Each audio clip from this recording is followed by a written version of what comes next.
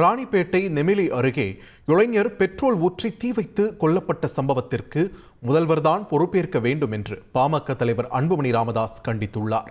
இதற்கு முதலமைச்சர் பொறுப்பேற்க வேண்டும். முதலமைச்சர் கீழ்தான் காவல்துறை இயங்கிக் கொண்டிருக்கிறது. எங்களுடைய தொண்டர்களை தொடர்ந்து நாங்கள் சொல்வது, வலியுறுத்துவது, வழிகாட்டுவது, இடஒதுக்கீட்டை பயன்படுத்திக் கொள்ளுங்கள், படியுங்கள், வேலைக்கு செல்லுங்கள், பிரச்சனைக்கு போகக்கூடாது, வழக்குகள் உங்கள் மேல் வரக்கூடாது. ராணிப்பேட்டை மாவட்டம் நெமிலி அருகே முன்விரோதத்தில் தீ வைத்து கொல்லப்பட்ட இளைஞரின் உறவினர்கள் திடீர் சாலை மறியலில் ஈடுபட முயன்றதால் போலீசாருக்கும் மறியலில் ஈடுபட முயன்றவர்களுக்கும் இடையே தள்ளுமுள்ளி ஏற்பட்டது.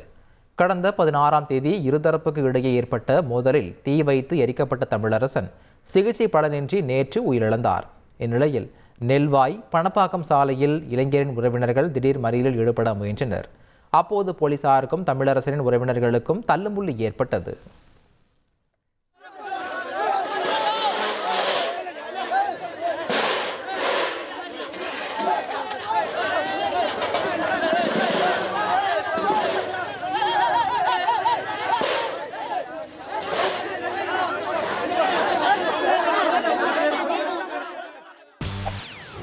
செய்திகளை உடனுக்குடன் தெரிந்து கொள்ள உடனே சப்ஸ்கிரைப் பண்ணுங்க.